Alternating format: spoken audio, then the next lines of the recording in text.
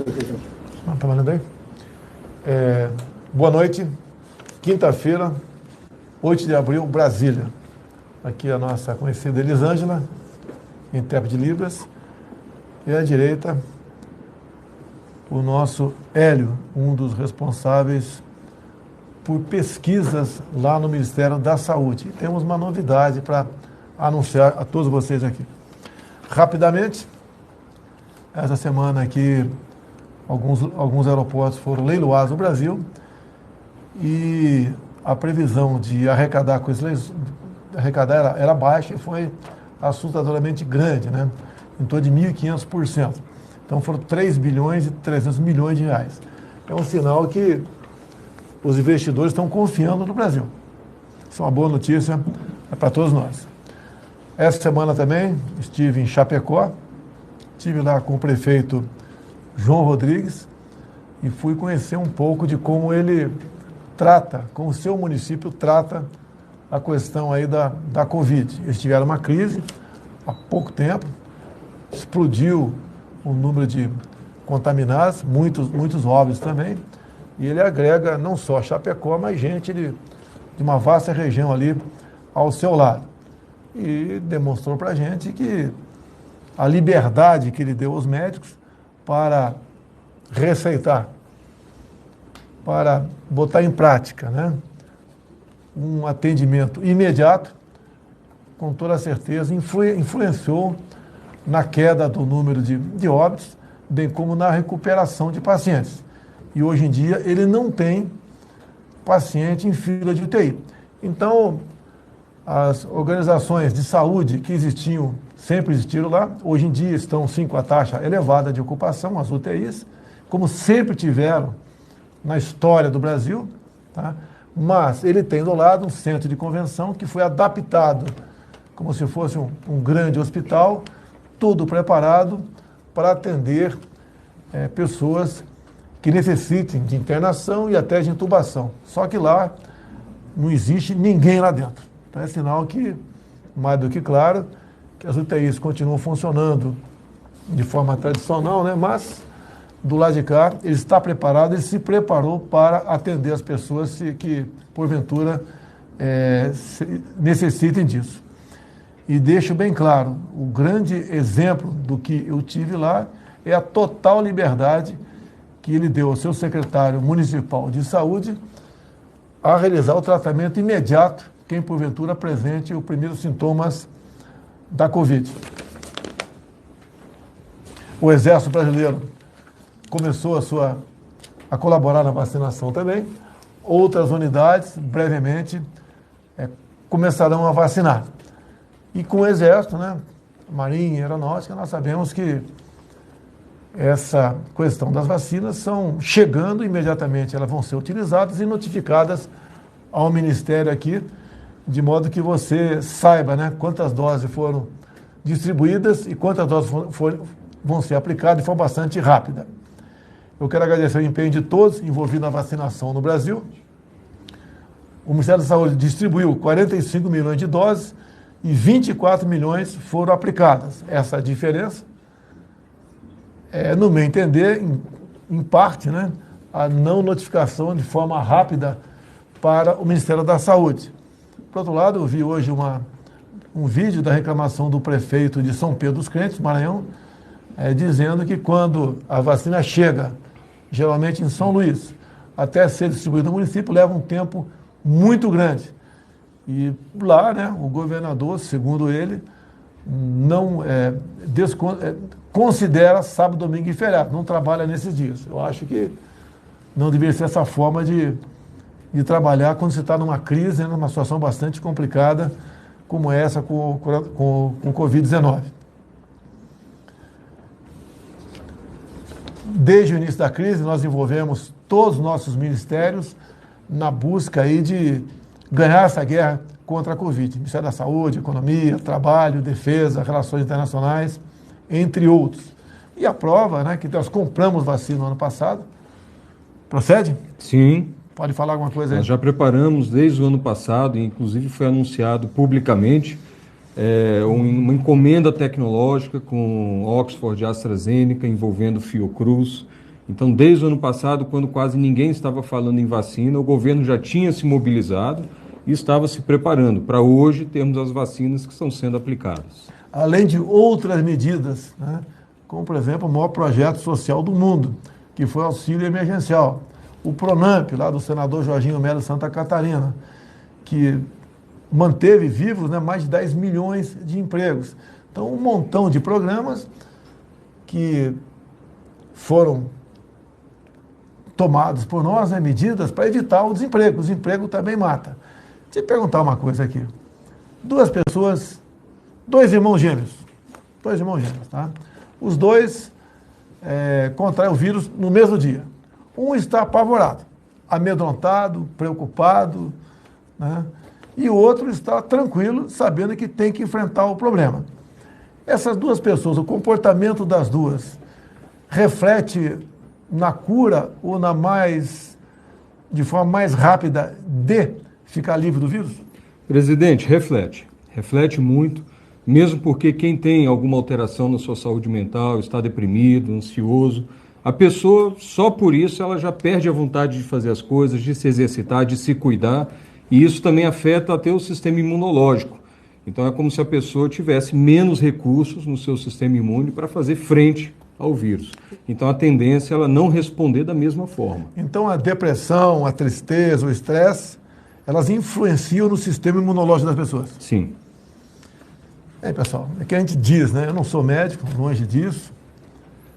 Tenho 2 cursos superiores, né? Sou oficial do Exército Brasileiro, sou formado em Educação Física, que tem um pouco a ver com o que acontece aí. Mas esse clima de pavor que é pregado junto à sociedade, isso não ajuda a salvar vidas. Você pode ver. Nós temos aqui uma foto, aqui, não vou discutir, né? A imagem vale mais que 1 milhão de palavras. Está aqui um homem com uma arma na mão, deve ser um policial militar, que abordou uma mãe com 2 crianças na praia. E, obviamente, com toda certeza, a missão dele ali é mandar ela ir para casa. Essa pessoa está mais protegida na praia ou em casa? Olha, depende. Ela está num lugar aberto, está num lugar bem arejado, não está provavelmente com ninguém estranho, a família dela, então está com pessoas com as quais ela já convive. Então, se ela ficar em casa, presa num ambiente às vezes mal ventilado, isso é importante a gente sempre ressaltar que tem que ventilar o ambiente, às vezes você pode ter ali uma concentração de vírus até maior que pode, inclusive, prejudicar. No ambiente arejado, não está aglomerando ali com ninguém estranho, está ali entre parentes, provavelmente não vai ter problema. E a vitamina D, vem do sol também? Vitamina D tem relação com o sol também. Uma revista aqui americana publicou que o exercício físico multiplica por 8 vezes a sobrevivência contra a Covid-19. Então, quem está bem fisicamente não vai deixar de contrair o vírus, mas a chance de sair dele é 8 vezes mais rápida, né? Ou mais eficaz do que quem não faz exercício físico. No tocante à vacinação, né, estamos fazendo a coisa certa. Nós somos um dos países que mais vacina no mundo. Temos apenas poucos países, né, 4 ou 5, que estão à nossa frente, que são países que fabricam a vacina. Então, entre os países que não fabricam desde o início até o final, o Brasil é um dos melhores. Inclusive, vimos notícia há poucos dias do grande problema que está enfrentando a União Europeia, com atrasos em vacinações. Agora, a vacina é uma coisa, para prevenir. Agora, depois de contrair o vírus, tem que buscar medicamento. O que você teria a falar sobre a proxalutamida, que é uma droga aqui que foi desenvolvida com pesquisadores brasileiros e americanos lá em Manaus? Presidente, a proxalutamida, com os resultados que nós tivemos acesso e que foram até divulgados publicamente, ela se apresenta muito promissora. Ela foi pesquisada lá em Manaus, talvez no momento mais grave da crise. Os resultados mostram que em pacientes graves ela reduziu a chance de mortalidade de 47,6% para 3,7%, foi anunciado pelos pesquisadores lá, que trabalharam naquela rede SAMEL, envolvendo o Andy Goren, o Daniel que trabalhava lá, vários pesquisadores. Isso representa uma queda de mortalidade de 92%. Também reduziu o número de dias de internação, caiu de 14 dias para 5 dias. E isso tudo se encaixa naquele esforço que é integral, é o cuidado integral com quem tem Covid. A gente, nessa ótica do cuidado integral, é atender o quanto antes, fazer prevenção, imunização, tratamento em todos os momentos da doença, inclusive pensar na reabilitação desses pacientes, porque muita gente sai com alguma complicação, sai com alguma dificuldade e precisa de mais cuidado, mais tratamento, né? E hoje a gente tem várias frentes acontecendo. A gente tem, por exemplo, a gente aguarda a publicação dos resultados desse trabalho que foi feito lá em Manaus. Temos uma nova pesquisa sendo avaliada, né, pela Comissão Nacional de Ética em Pesquisa aqui no Brasil. Tem uma pesquisa em fase 3 lá nos Estados Unidos, aprovada para pesquisa pelo FDA, e temos aí uma iniciativa da Fiocruz para levar, né, material ali para a Anvisa, para submeter os dados, né, inclusive pensar numa pesquisa ampliada, fase 3, dentro dos parâmetros rigorosos da Anvisa, com toda a sua excelência técnica, até para obter uma autorização emergencial. E o nosso objetivo é, provando todos esses dados, provando todo esse benefício, dar acesso o quanto antes à população brasileira. Vocês levaram à Fiocruz, então, essa droga, né? Esse medicamento. Sim, teve esse contato, é um medicamento produzido fora do Brasil, e esses pesquisadores entraram em contato com a Fiocruz para preparar o material para submissão à Anvisa. Bem, a proxalutamida já deu entrada também aqui no CONEP, né, a Comissão Nacional de Ética e Pesquisa, para conseguir o seu registro, é isso? Não, na verdade ali na CONEP eles estão trabalhando para começar mais uma pesquisa, para agregar mais valor científico aos dados obtidos. Isso passa pela Anvisa no futuro? A Anvisa pode passar até em paralelo. Então, tá ok. E daí é uma possibilidade, um possível remédio, outro, né? Que brevemente estará à disposição de todos no Brasil. A gente espera e pede a Deus que dê certo. Uma pergunta aí, filho? Ainda não? Bem, você sabe que eu tenho uma linha, né, de defender o emprego, de combater o desemprego. Porque 2 problemas nós temos, o vírus e o desemprego. Tá? Por exemplo, estive aqui na segunda-feira, aqui numa comunidade em Brasília, conhecido como Itapuã, e entreguei chave para 4 pessoas. Uma estava aposentada, uma senhora, as 3 outras estavam sem ganho nenhum. Eu não vou falar desempregada porque eles viviam na informalidade. Então, como não existe, a informalidade quase não existe mais, né? Enquanto tiver o regime de fecha tudo, 3 pessoas estavam desempregadas, né? Não ganhavam nada. Eu perguntei como estavam sobrevivendo e disseram, só Deus sabe disso. Então, eu gostaria que aqueles que acham que pode fechar sem se preocupar com o desemprego, que visite as comunidades, entre na casa delas, veja o que tem dentro da geladeira, como sobrevive, para ver se a gente vai para o meio termo, né? Pelo menos no tocante a evitar que empregos, né, sejam destruídos cada vez mais em nosso Brasil. Uma pesquisa também aqui do Poder 360, dizendo que 36% dos brasileiros, 1/3 praticamente, né, dizem ter comido menos ou passado fome na pandemia. 7% diz que passou fome realmente as mais terríveis possíveis. Isso equivale a 15 milhões de pessoas no Brasil. Último assunto aqui, quando chega numa pergunta aí do Pingo no Zino, fiz também na quarta-feira uma visita à região de Foz do Iguaçu, inauguramos aí uma extensão de pista, né, de 600 metros no aeroporto, e agora lá pode pousar então aviões do mundo todo.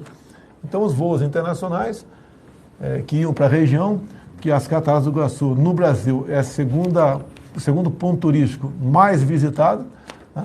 Então logo, se Deus quiser, volte à normalidade, nós possamos agora fazer com que lá em Foz do Iguaçu pouse aviões do mundo todo. Logicamente, hoje posa na Argentina, é isso mesmo, Júlio? É isso mesmo. E vão começar a muitos pousar no Brasil. A pista tem 2.150 metros. Tá. Também sobrevoamos a região da Segunda Ponte, que está sendo feita com o Paraguai. Recurso da Itaipu Binacional, deixa bem claro. A Itaipu Binacional não dava prejuízo, mas o lucro era pequeno e não fazia obras tão importantes. Depois da nova administração do general Silvio Luna, que ainda não assumiu a Petrobras, ela só o ano passado investiu 2,5 bilhões no centro-oeste paranaense. Então tem essa ponte.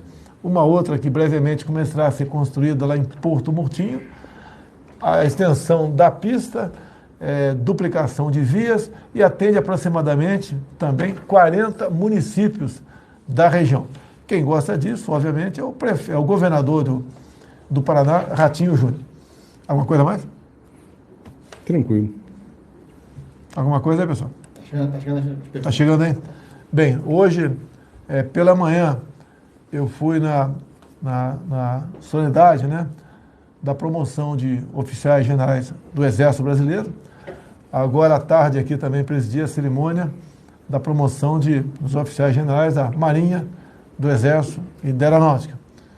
Então, o meu discurso está à disposição na internet, falando da coesão das Forças Armadas, do seu dever constitucional e da sua área de atuação nas 4 linhas da nossa Constituição Federal. Então, assim como nós jogamos, né, trabalhamos dentro dessas 4 linhas, a gente tem uma preocupação enorme, porque, de vez em quando, alguns querem jogar fora dessa linha.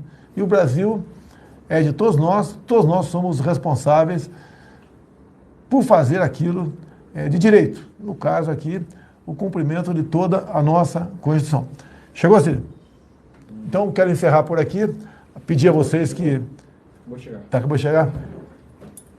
Quem ainda não sabe, né? A Rádio Jovem Pan, no programa Pingo nos Is, transmite o nosso sinal aqui. Então, acabando aqui, está na iminência de acabar, que vocês aqui sintonizem no Pingo nos Is, porque vão ter, com toda certeza, como sempre, informações isentas para que todos nós possamos melhor nos preparar para os problemas que enfrentamos todos os dias. Minha pergunta. Boa noite, presidente. Boa noite, secretário. Secretário, o que falta para que o spray nasal vindo de Israel possa ser usado aqui no Brasil? Boa noite. Bem, vamos lá. O spray nasal que está em desenvolvimento em Israel, ele se encontra ainda numa fase inicial de pesquisa, a fase 1. Quando estivemos lá, estava ainda para validar esses dados da fase 1 de pesquisa pelo Ministério da Saúde israelense. E aí o que falta é desenvolver pesquisas em escala maior, com mais pacientes e, inclusive, fazer tratativas aqui com o Ministério da Ciência, Tecnologia e Inovações do Brasil. O Dr. Marcelo Morales esteve lá conosco, falando da possibilidade, talvez, de mostrando resultados bons, né, mostrando resultados efetivos, pensar numa pesquisa de larga escala aqui no Brasil também com os pacientes, né, que sofrem com a doença, né, principalmente em estágios já um pouco mais graves, pacientes que já necessitam de oxigênio. Então essa era a proposta quando estivemos lá. Nós estamos acompanhando o desenvolvimento dessas pesquisas, eles iriam ingressar em fase 2 e as tratativas foram bem centralizadas lá também junto ao Ministério da Ciência, Tecnologia e Inovação. Então, assim como buscamos em Israel, presidente, nós estamos verificando no mundo inteiro e no Brasil inteiro, e temos muitos grupos pesquisando aqui no Brasil, em contato tanto com o Ministério da Saúde quanto com o Ministério da Ciência, Tecnologia e Inovações, buscando as mais diversas soluções. Então, isso tudo faz parte do monitoramento que temos feito desde o início dessa crise. Esse spray nasal não foi desenvolvido para a Covid-19, ele vinha a ser desenvolvido para outra doença. E daí, acidentalmente, ou experimentalmente, notou-se que poderia dar certo no combate à Covid-19. E, obviamente, vão sendo feitos ajustes, né, para atender o fim específico da Covid-19. Um outro país, tem conhecimento, não sei qual, não me lembro qual era aqui, também já está em fase bastante avançada no desenvolvimento de um outro spray nasal para o mesmo objetivo. Uma coisa assim. Zé Maria. Salve, muito boa noite, secretário Hélio Angotti, boa noite, presidente Jair Bolsonaro. Pois é, o governo brasileiro está se mexendo, né? Além desse remédio aí, que é usado também contra o câncer de próstata e câncer de mama, eu tenho notícias do Ministério de Ciência e Tecnologia que um medicamento do Brasil específico contra a Covid-19 está sendo desenvolvido. Estamos acompanhando junto lá com o secretário Marcelo Morales. Tem essa questão desse medicamento que teria uma ação antiviral importante. Além disso, também é importante lembrar, tem pesquisas de grupos brasileiros, de vacinas, inclusive vacinas já sendo preparadas para agir contra a linhagem P1, como ela é chamada. Uma dessas vacinas, inclusive, é na forma de spray também, e várias outras iniciativas. Desde o início, nós temos investido muito em pesquisa, não só em diagnóstico, em tratamento, mas em todo o estudo genético até desse vírus para saber como que ele está evoluindo. Mas a gente pode pegar um dia e trazer mais informações, conversar com a equipe do Ministério da Ciência, Tecnologia e Inovação, com certeza. Zé Maria, você já entrevistaram aí, né? Mas o Marcos Pontes é uma pessoa excepcional, tem uma capacidade aí enorme, uma tremenda boa vontade, né, para tratar destes e outros assuntos referentes à pasta dele. Então é uma pessoa fantástica para vocês entrevistarem e realmente colher informações sobre o desenvolvimento da vacina brasileira. Indo para o encerramento aqui, tem mais uma, né, Felipe? Augusto Nunes, vai aqui. Nosso Facebook, YouTube e Instagram, 65 mil. Pingos nos Is, 106 mil. Jovem Pan News, 21. Foco do Brasil, 4. E Folha Política também, 4 mil. A última pergunta, Augusto, hein? Boa noite, presidente. Boa noite, secretário. Eu pergunto ao secretário qual é o número máximo de vacinação diária que o Brasil pode alcançar. Muito obrigado. Olha, é até difícil quantificar o número máximo. Nós já ultrapassamos, por exemplo, a barreira de 1 milhão de doses aplicadas num só dia. Essa barreira foi ultrapassada.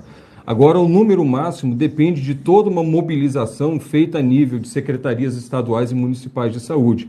E aí nós estamos falando de mais de 5.500 municípios, dos mais diversos tipos, desde as grandes capitais até os rincões mais afastados do Brasil, né, com as mais diversas dificuldades logísticas. Agora, o que a gente observa é que há todo um esforço, toda uma cooperação, as Forças Armadas entrando para ajudar, secretários estaduais e municipais de saúde, salas de vacinação, enfermeiros, médicos, técnicos de enfermagem, está tendo uma mobilização nacional, está todo mundo se dedicando. E até eu aproveito aqui, viu, presidente, para a gente sempre, né, reforçar, voltar a agradecer aos nossos profissionais de saúde, todo mundo que tem se dedicado. Muitos perderam a vida nesse combate, também sofrem, né, com a perda da vida dos seus pacientes. E o que a gente observa é essa grande mobilização. Podemos vacinar mais? Eu acredito sinceramente que sim. Temos estrutura e temos gente dedicada. E tenho certeza que o governo tem feito todo o esforço possível para aumentar isso cada vez mais. O Exército, a Marinha Aeronáutica, estão à disposição, já está acertado com o ministro da Defesa Braga Neto. Em alguns locais do Brasil, o Exército já está vacinando. Né?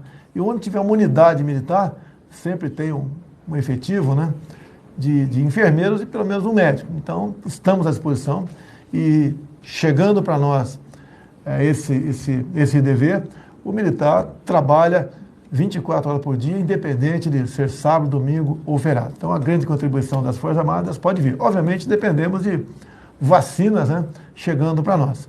Em chegando para as Forças Armadas, nós cumpriremos essa missão. E alguns acham, nós vamos estudar semana que vem com o ministro da Saúde, para ver se parte dessas vacinas já começa a ser distribuída para unidades militares, porque daí nós daremos a devida velocidade a esse processo de vacinação. Uma coisa mais? Pessoal, muito obrigado pela atenção. Programa Pingos nos Is, muito obrigado pela sessão, por transmitir o nosso sinal, e pedimos àqueles que não estão, que estão nas nossas mídias sociais que entre agora no Pingos nos Is da Rádio Jovem Pan para acompanhar aqui esse programa que vai das 6 às 8 da noite. Uma coisa mais? Muito obrigado e até semana que vem, se Deus quiser.